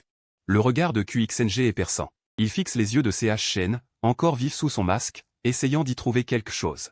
L'instant où le regard de QXNG croise le sien, CH Shen perd toute rationalité. L'alarme retentit dans son esprit. Il recule précipitamment pour prendre ses distances avec QXNG, comme si la contre-attaque d'avant n'était qu'une coïncidence. Mais QXNG, sortant de sa confusion, n'a aucune intention d'épargner CH Shen. Cette fois, il ne laissera pas repartir Chongyu. Les vies de Xiao Xun et du commandant sourit, il doit les venger. Et si Chongyu peut imiter l'apparence de son grand frère? Si son marquage inverse réagit encore, cela signifie que CH Shen pourrait être vivant, et probablement entre les mains de ses altérés. Cette pensée traverse l'esprit de QXNG en un éclair, et son offensive devient encore plus féroce. Mais CH Shen serre les dents. Répondant en silence. En voyant la haine de QXNG à son égard, il ressent pleinement la douleur d'un cœur déchiré. Pourtant, il doit étouffer toute sa douleur et ses explications dans sa gorge, sans dire un mot, sans laisser échapper la moindre faille. Il ne peut qu'esquiver, sous les attaques aveuglées par la haine de QXNG, et maintenir difficilement son rôle de Chongyu. Cette posture défensive, presque provocante aux yeux de QXNG, assoiffée de sang. Chongyu, la dernière fois, quelqu'un est venu te sauver. Cette fois, je ne t'en laisserai pas l'occasion. La voix de QXNG est rauque, ses mots glacés sortent entre ses dents serrées. Il ne se contente plus d'attaquer, il libère toute sa phéromone écrasante. La maîtrise des phéromones par les omégas est parfaite. Le corps de CH Shen, qui esquivait, s'arrête net. La répression des phéromones des omégas est absolument impossible à contrer. Même CH Shen ne peut, sous une telle pression phéromonale, continuer à se battre comme avant contre QQNG. Une lueur de peur, presque imperceptible, traverse les yeux de CH Shen. L'odeur épaisse de l'encens, lourde et boisée, s'infiltre comme un poison dans son corps. C'est une phéromone écrasante, mais CH Shen ressent inexplicablement une émotion étrange. Comment est-ce possible? Il n'est pas en période de chaleur, et son instinct alpha lui commande de fuir ce danger oppressant. Pourtant, inexplicablement, il ressent une envie irrépressible de s'approcher. Non, il ne peut pas céder à cette phéromone. Une détermination douloureuse traverse les yeux de CH Shen. Il se mord la langue. La douleur aiguë lui accorde un bref instant de lucidité. Commandant que, vous n'avez que cette méthode, demande CH Shen d'une voix rauque, en maintenant son personnage de Chongyu. Mais son ton délibérément froid est comme une épine plantée dans le cœur de QQNG. L'attaque de QQNG ralentit étrangement. Il reste figé, l'esprit confus, incapable de faire le tri. Un sentiment familier absurde commence à pousser dans son esprit comme une liane, s'enroulant follement. Non, comment pourrait-il penser que cet altéré ressemble à CH Shen? À cause de son visage? Ce serait une insulte à CH Shen. Les yeux de QXNG sont emplis de confusion et de doute. Remplacé par une haine née de la rage et de l'humiliation, il semble se convaincre lui-même, tranchant net toute attente absurde et inappropriée. Le déversement d'informations devient encore plus frénétique et imprudent. Profitant de la confusion de Shu JNG, CH Shen effectue un brusque demi-tour et s'enfuit par l'itinéraire qu'il avait planifié depuis longtemps. Shu JNG veut le poursuivre, mais CH Shen lance violemment le poignard qu'il tient vers Kuiwei, forçant Shu JNG à faire demi-tour pour protéger Kuiwei. Quand il se retourne enfin pour reprendre la poursuite, CH Shen a déjà disparu sans laisser de traces. CH Shen fuit à corps perdu le long du couloir sombre. L'information de phéromone alpha commence à se diffuser de son corps. Ses yeux ont une lueur anormalement fragile et humide, sa respiration est plus haletante que ses pas. Il n'est pourtant pas en période de danger. Logiquement, même une information de Ninema ne devrait pas avoir un tel impact sur lui. Pourtant, ce n'est pas seulement une soumission forcée, mais aussi cette envie irrépressible de se rapprocher. Comme à l'époque où il ne voulait pas abandonner Xioku, aujourd'hui, il semble ne pas vouloir partir non plus. CH Shen court très loin. Ce n'est que lorsque la rue déserte n'émet plus aucun son qu'il se laisse glisser le long d'un mur froid et puissant. Tremblant, il avale le médicament donné par Yuzu. Après avoir réprimé la réaction de période dangereuse déclenchée par l'information de Nima et fait baisser la fièvre, il s'injecte une dose de sédatif. Pour masquer sa phéromone alpha. Ainsi, même si QQNG venait à le chercher, il ne remarquerait aucune faille. Lui et QQNG ne peuvent plus revenir en arrière. Désormais, le mieux pour QQNG est de ne jamais savoir qu'il est encore en vie. De ne plus jamais croiser sa route, à lui, le déviant. CH Shen traîne son corps épuisé jusqu'au quartier général. Cette mission d'assassinat de Kuiwei est presque vouée à l'échec. Bien que la mission donnée par Ming Xiu n'ait pas de délai strict et qu'il dispose généralement d'un demi-mois pour l'accomplir, CH Shen connaît bien le caractère de QXN. Bien qu'il paraisse très brutal en apparence, il est en réalité très méticuleux, puisqu'il sait déjà que la cible de CH Shen est Kuiwei. Il le protégera certainement très bien, et ne laissera absolument plus aucune chance à CH Shen. Avec QXN, CH Shen ne peut presque plus intervenir. Chef, vous êtes enfin de retour. Yuzu, qui attendait dans le vent froid depuis une demi-heure, s'avance précipitamment. Il s'est passé un gros truc du côté de Shigyuku. On dirait que des documents classifiés concernant le 31 ont été divulgués. Tout le territoire de QI est maintenant bouclé. On soupçonne la présence d'un espion du bureau d'application des lois. Le visage de CH Shen se fait sérieux. Ces dernières années, le bureau a naturellement multiplié les tentatives d'infiltration du quartier général. Mais faire entrer quelqu'un signifie faire injecter le sérum 31 à une personne normale pour la transformer en déviant. Un sacrifice aussi odieux. Au nom du serment d'alliance que nous avons prononcé cette année-là. L'expression de CH Shen se fait grave. Combien d'autres agents dormants y a-t-il encore dans le quartier général, à part lui?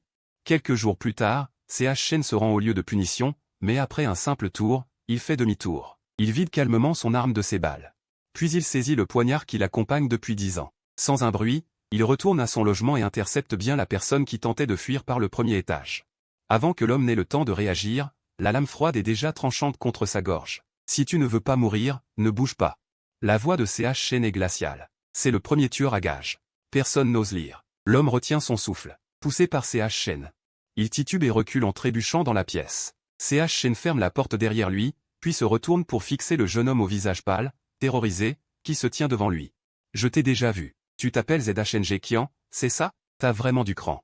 Voler les documents classifiés de CHYU, et maintenant venir voler les miens. Au moment où son nom est prononcé, ZHNG Kian recule en tremblant. Vous n'êtes pas allé à la punition. Vous vouliez m'attendre au piège. C.H. Chen sort le pistolet de sa ceinture, s'assied sur le canapé et observe ce jeune agent dormant. Tu aurais dû partir avec les dossiers de recherche sur le 31. Pourquoi être si gourmand? ZHNG Kian serre les lèvres sans répondre. Il voulait tenter sa chance, pouvait-il rapporter plus d'informations avant de partir? Pouvait-il, après 4 ans de planque, avoir plus de valeur?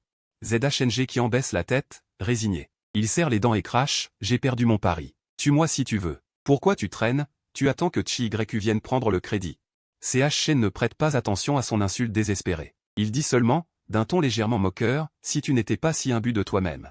Il aurait peut-être pu s'en sortir vivant. Si Zhang Qian n'avait pas jeté son dévolu sur lui, il aurait bien pu fermer les yeux. Mais ici, les informations qui pouvaient être transmises étaient déjà remontées sans réserve jusqu'au poste de commandement. Une fois que les informations restantes seraient divulguées, sa situation deviendrait dangereuse. Shu Shen jeta un regard scrutateur vers Zhang Qian, puis son regard se posa finalement sur le corps de Zhang Qian, rempli de terreur et de ressentiment, se tenant en arrière-plan. S'injecter volontairement 30 milliards de niveaux de mutation, juste pour s'infiltrer dans JU, murmura Shu Shen. Même si tu sors vivant d'ici avec ces trucs, pourras-tu vraiment rentrer? Et si tu rentres, à quoi cela servira-t-il? Zhang Qian s'est déjà injecté 30 milliards, pour le reste de sa vie, il ne sera plus qu'un muté, plus un humain. Avec une telle identité, même s'il quittait JU vivant, pourrait-il vraiment retourner chez CHYU? Zhang Qian ne s'attendait pas à ce que Shu Shen lui pose cette question. Retourner, à quoi ça servirait? Il semblait ne jamais y avoir songé.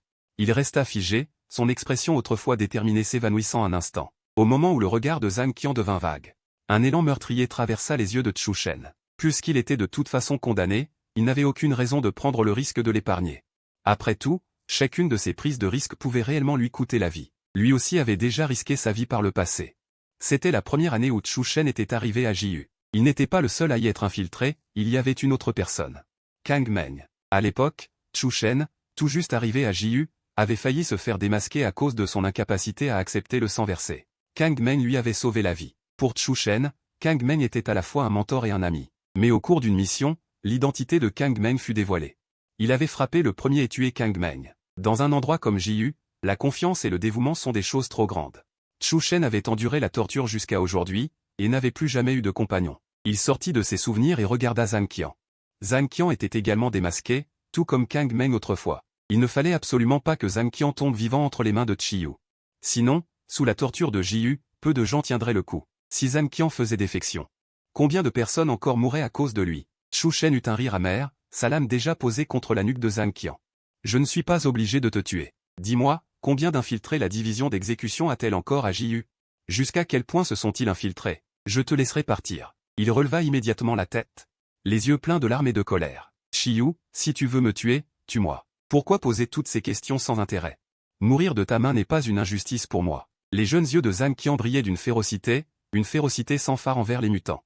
Shu Shen sembla trouver cela un peu ennuyeux. Il rangea sa lame et prit ses distances avec Zhang Qian. Au moment où Zhang Qian allait se détendre, l'arme dans l'autre main de Shu Shen fit un tour et se pointa droit sur le cœur de Zhang Qian.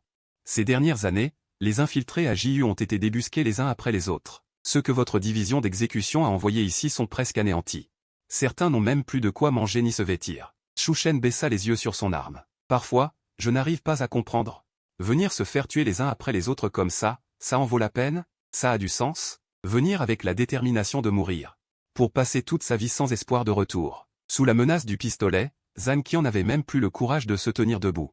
Mais curieusement, la détermination dans ses yeux ne faiblissait pas d'un pouce. Ça en vaut la peine, oui. La voix de Zhang Qian était très basse, comme s'il parlait pour lui-même. Depuis le jour où il s'était injecté activement, il y a 31 ans, quand il était entré dans l'urgence, il n'avait jamais envisagé de s'en sortir indemne. Il ferma les yeux, attendant le coup de feu. La main de Shu Shen qui tenait le pistolet trembla pour la première fois. Il appuya quand même sur la détente, mais ne rencontra que du vide. La balle n'était pas dans la chambre. Zhang Qian, dans sa confusion extrême, ne se rendit même pas compte qu'il n'avait pas été touché. Shu Shen s'était déjà retourné, rangeant son arme par la fenêtre. Quand Zhang Qian reprit ses esprits, il découvrit qu'il n'était pas mort. Sa première réaction fut qu'il avait encore une chance, tuer Chongyu, et que sa mort ne serait pas vaine si elle emportait cet ennemi avec lui. Il planta alors son couteau dans le dos de Chu Shen. Mais Chu Shen, bien que lui tournant le dos, avait des yeux dans le dos. Il attrapa le poignet de Zhang Qian qui tenait le couteau, le projeta par-dessus son épaule, le faisant tomber lourdement. La lame entailla la poitrine de Zhang Qian. Un insigne de l'union, tombé au sol, attira son regard. Il se souvint, il y a 10 ans, les nouvelles recrues aimaient cacher leurs insignes ici. Après toutes ces années, vous n'avez pas progressé d'un pouce. Chu Shen ramassa l'insigne, se tourna vers le canapé voisin et s'assit avec nonchalance. Il rangea son arme et son couteau, son regard perdit toute agressivité. Il frotta l'insigne de l'Union, S0195, Darknet, numéro 95, 4 ans d'infiltration. Il énonça la signification de ce code, une lueur de nostalgie dans les yeux. Le Darknet, cet endroit, il y était retourné depuis combien de temps? Il y a 10 ans, le Darknet venait d'être créé. J'en étais le premier, et à l'époque, j'étais le plus haut magistrat du Darknet. Mais 10 ans ont passé. Et j'ignore complètement ce que cet endroit est devenu. Zhang Qian releva brusquement la tête, ses yeux étaient secoués d'un violent tremblement. Plus choqué encore que lorsque Chu Shen avait tiré à blanc tout à l'heure, comment connais-tu la séquence des numéros et les codes de commandement du Darknet?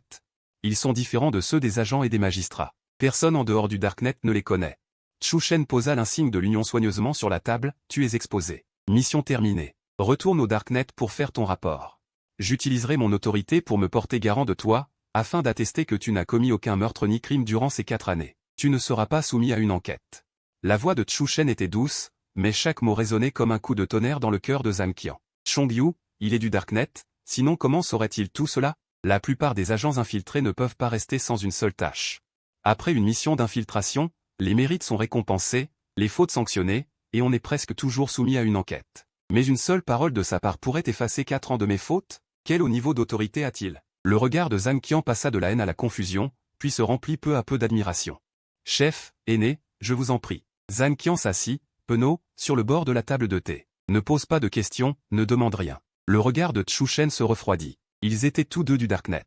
Chu Shen ne lui accorderait pas plus de faveur. Prépare-toi tout de suite. Va voir le petit Zhu pour qu'il te change le visage, et quitte Jiyu avec moi. Chu Shen se leva et sortit. Dans ce moment critique où Jiyu était bouclé, il prenait le risque d'emmener Zhang Qian hors de là. Ce n'était pas seulement à cause de la performance de Zhang Qian. Il y avait une raison plus importante, un agent venu en infiltration.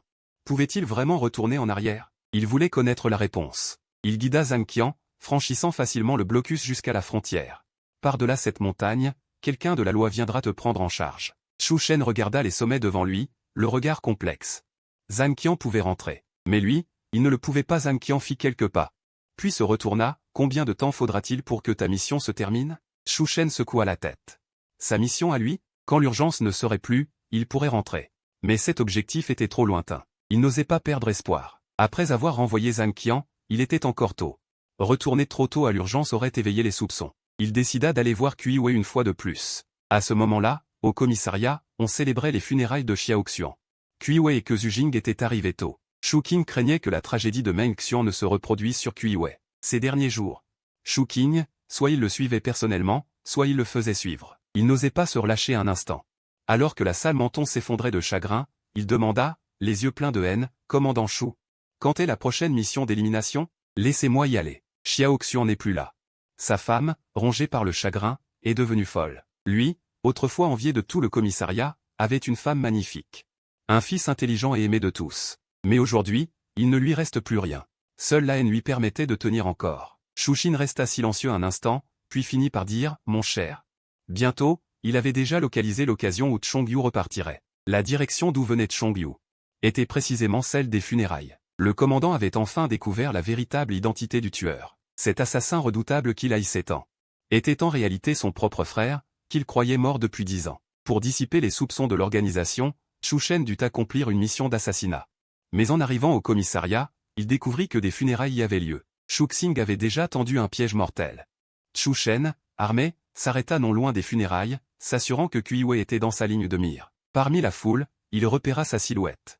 Ce visage, il aurait dû l'abattre sans hésiter. Mais il hésita. Shu Qing, voyant le signal du localisateur se rapprocher, conduisit immédiatement ses hommes vers cet endroit. Mais Chu Shen, trop vigilant, encore loin, vit le localisateur reculer. Lorsque Shu Qing arriva à l'endroit où Chu Shen s'était arrêté, sur la colline derrière la maison funéraire, il ne restait que des branches de fleurs se balançant au vent, comme si elles murmuraient quelque chose au loin. Chu Shen était déjà reparti.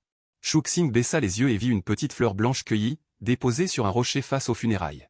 Solitaire, comme pour une offrande. Shuxing suivit la direction du localisateur. Chongyu était venu seul. Même en face, il n'était pas forcément de taille. Autrefois, il n'aurait laissé aucun hétéromorphe en vie. Mais à cause du visage de Chongyu, il avait fait preuve de clémence pour la première fois. Cela avait causé la mort de la petite fille. Maintenant, il pensait que tous les hétéromorphes méritaient de mourir. À ce moment, Chu Shen était arrivé au laboratoire. Plus que de tuer Kuiyu et rapidement, il voulait savoir sur quoi portaient exactement ses recherches. Mais après avoir fouillé tous les dossiers de l'armoire, il ne trouva rien. Alors qu'il s'apprêtait à partir pour un second laboratoire. Une ombre passa dans l'embrasure de la porte. Quelqu'un. Chu Shen retira brusquement le pied qu'il s'apprêtait à poser dehors et sortit son arme de sa ceinture. Alors que Chu Shen dégainait, le propriétaire de l'ombre, sachant qu'il était découvert, cessa de se cacher et entra en trombe. Le pistolet de Shuxing visa Chu Shen avant même que son regard ne l'atteigne. Shuxing, Chu Shen eut un instant d'égarement. Comment Shuxing avait-il pu le suivre si vite? Il avait été pourtant très prudent sur le chemin. En théorie, on n'aurait pas dû découvrir sa trace aussi vite. Mais Shuxing semblait capable d'anticiper tous ses mouvements. Tu as vraiment du cran, gronda Shuxing entre ses dents. Des funérailles de Xiaoxian jusqu'à l'institut de recherche. Ensuite, tu vas retourner au commissariat pour voir le résultat de votre dernière fois. Chu Shen, sous la menace du pistolet, fut acculé au fond du laboratoire. Shuxing n'avait pas encore tiré, mais une puissante vague d'informations se répandait de manière agressive dans le laboratoire. Il n'avait pas tué cet hétéromorphe sur le champ car il lui restait une dernière chose à vérifier.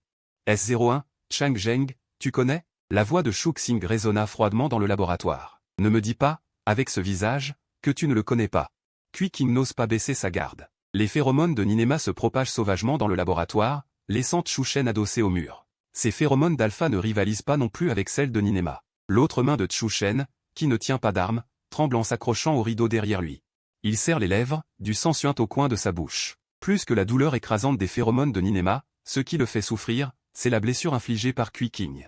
Chu Shen regarde King et voit le canon qui peut lui coûter la vie. Je te le demande une dernière fois, petit frère. Le S01, la lampe longue, est-il entre vos mains? La voix de King est étouffée par une colère mêlée d'amertume. Depuis qu'il a accepté le marquage inversé, King ressent parfois à travers ce marquage une émotion vague qui ne lui appartient pas, une tristesse intense. Il ne sait d'où elle vient. Il croit fermement que Chu Shen est vivant. Et si Chu Shen est vraiment vivant?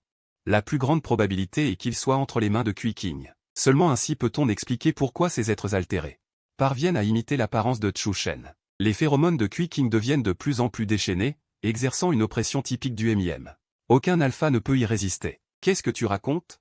King, dans l'odeur épaisse du bois d'encens, lutte pour ne pas s'effondrer. Son regard est baissé, comme par mépris ou par réticence. Il n'a pas besoin de regarder pour entendre dans les questions de King toute la haine qu'il éprouve. King le hait. Comme il est tous les êtres altérés. Tu portes ce visage, mais tu dis ne même pas connaître son nom de code? King lève la tête, son rire est amer. Des larmes incontrôlables coulent du coin de ses yeux. Il ne sait pas que cette seconde de faiblesse aurait suffi à Chu Shen pour le tuer. Mais Chu Shen ne bouge pas. La main de King, qui tient l'arme, tremble. Son regard humide est plein d'une tristesse indicible. Chu Shen ne dit rien, se contentant de tenir bon dans le silence. Le Chu Shen dans mon cœur est mort il y a 10 ans, dit King. Qu'il n'existe plus désormais. Que le Chu Shen de mes souvenirs reste pur, immaculé depuis 10 ans. Ne laisse pas celui-ci, les mains couvertes de sang, portant tant de péchés, souiller ce souvenir. Au moment où King perd le contrôle de ses émotions, Chu Shen se tourne et se jette vers la fenêtre. Tu cherches la mort. Les yeux de King s'embrassent de rage. Son arme se braque instantanément sur le front de Chu Shen. Un seul coup suffirait à abattre même un être altéré. Un coup de feu retentit. Chu Shen a tout juste le temps de voir une lueur jaillir de la fenêtre sombre, la balle atteint son épaule droite. Mais King, qui a tiré depuis l'étage, sent son cœur se serrer violemment en voyant ce visage tordu par une douleur atroce. Son regard tremblant se fixe sur ce visage d'où s'écoule du sang, le même visage que dans ses souvenirs, mais à présent taché de rouge. Ses yeux, autrefois clairs, sont voilés par la souffrance. Ce coup n'a pas la précision d'autrefois. Alors que les larmes embrouillent ses yeux sans qu'il puisse les retenir.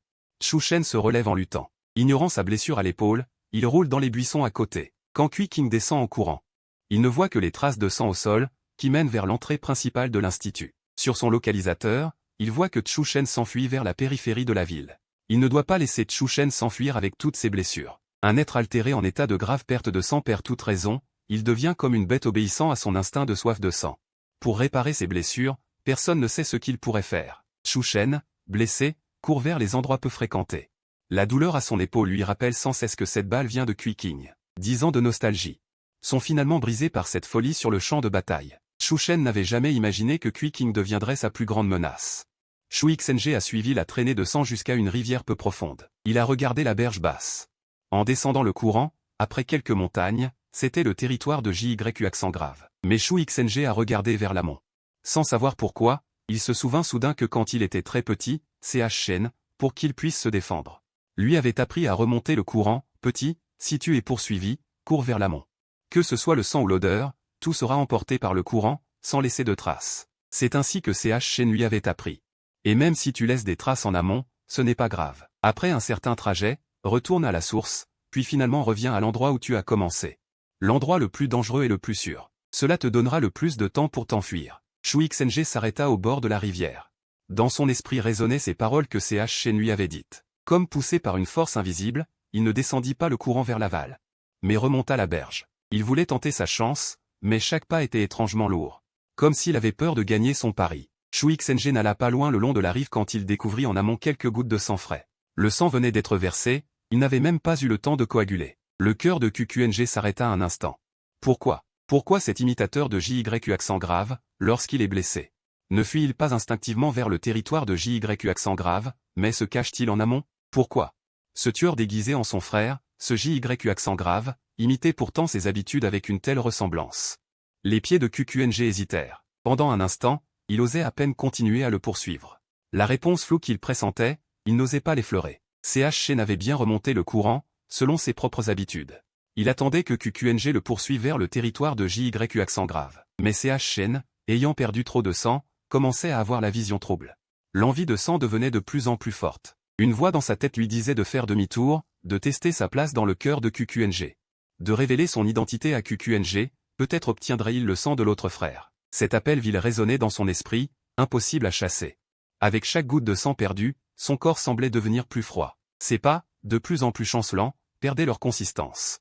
Alors que CH Shen allait s'effondrer, il aperçut soudain, au bord du petit sentier près de la rivière, quelques enfants rassemblés autour d'un panier, qui semblait pêcher avec une canne. Des enfants inoffensifs, suffisants pour réparer toutes ses blessures avec leur sang.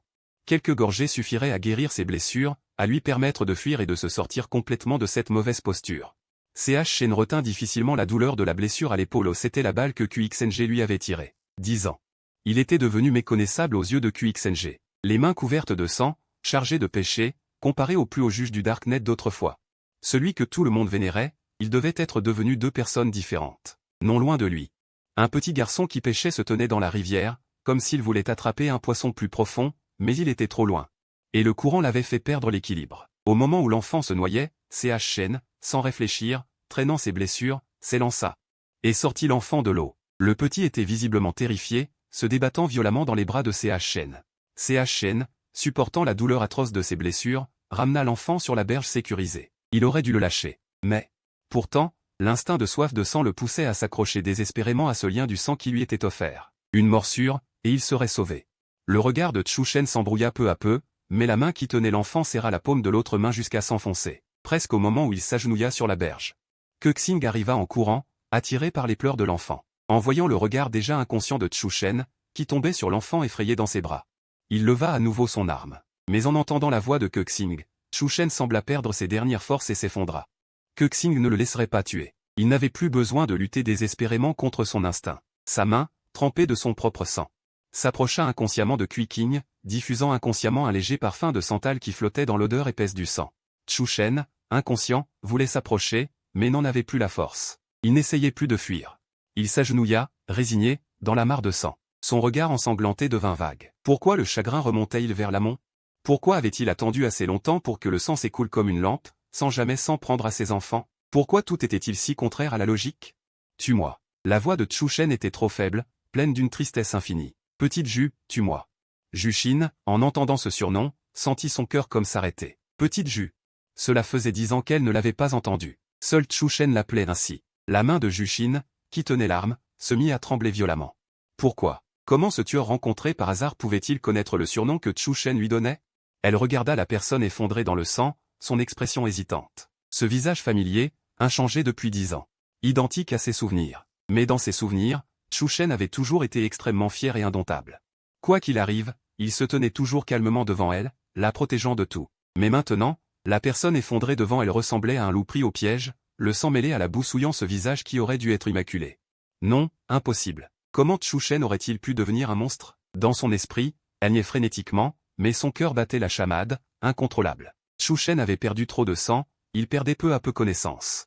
La main qu'il tendait vers Kexing retomba lentement, impuissante. Il ne fallait pas qu'il meure. Cette pensée surgit soudain dans l'esprit de Kexing, l'envahit tout entière. Il saisit la main qui allait tomber. Il serra immédiatement Chou Shen contre lui. Chou Shen, c'est toi. La voix de Kexing tremblait terriblement. La conscience trouble de Chou Shen perçut qu'il était dans les bras de Kexing. Une larme claire coula du coin de son œil. Son instinct de soif de sang le poussa à lever inconsciemment la tête vers le cou de Kexing. Ses lèvres et ses dents étaient juste à côté. Les phéromones de Kexing se diffusèrent silencieusement, apaisantes. Comme le sang, elles exerçaient une attraction fatale sur Chou Shen en cet instant. Kexing sentit ce souffle ténu. Il savait bien ce que Chou Shen voulait faire. Mais cette fois, Kexing ne repoussa pas Chou Shen. Au contraire, il le serra encore plus fort. Il fallait sauver cet altéré. Qui qu'il soit, il ne devait pas mourir. Kexing attendit la morsure, attendit que les vaisseaux sanguins soient déchirés, attendit que le sang mêlé à leurs phéromones jaillisse. Mais rien ne se produisit. Les dents de Chou Shen effleurèrent cette peau tendre, comme un baiser infiniment léger sur le cou de Kexing. Kexing ne savait pas si Chou Shen ne voulait pas ou ne pouvait pas. Mais sans une once d'hésitation, il baissa la tête et se coupa le poignet avec un couteau. Le sang jaillit à flots. Bois. Bois-le. Il faut boire. Bois, je t'en prie. La voix de Kexing passa de ferme à suppliante. Ne meurs pas. Le sang chaud inonda les lèvres de Chou Shen. Mais Kexing sembla trouver cela insuffisant. Une puissante phéromone d'initial man se répandit. Le sang se dilue. Ne meurs pas. Tu ne peux pas mourir. QQNG tremble. Ses paroles sont entrecoupées de tremblements. Ignorant le marquage inversé, il libère ses phéromones de la manière la plus douce. Il ne peut accepter que cet homme meure devant lui. Une volonté intense pousse les initial mans, ses phéromones se diffusent violemment dans l'air. Son corps semble déjà ressentir une douleur sourde, mais QQNG n'y prête pas attention. Ses pensées, comme ses phéromones, deviennent de plus en plus confuses. Extrêmement irrationnel, il ne veut qu'une chose, retenir à tout prix la personne devant lui. La première chose que CH Shen voit en reprenant conscience, ce sont les larmes dans les yeux de QQNG. Ses yeux glacial et embués regardent CH Shen avec confusion, suppliant. Mais CH Shen, au moment où il reprend conscience, repousse QQNG. Il perçoit dans l'air les phéromones de plus en plus chaotiques du QI Nanshen Xing. C'est une puissance de 1,7 fois, bien plus féroce qu'un UF ordinaire, et aucun contrôleur de volonté spécialisé ne peut la maîtriser. Mais alors que QQNG sombre dans la confusion de sa période de sensibilité, la première réaction de CH Shen est de fuir.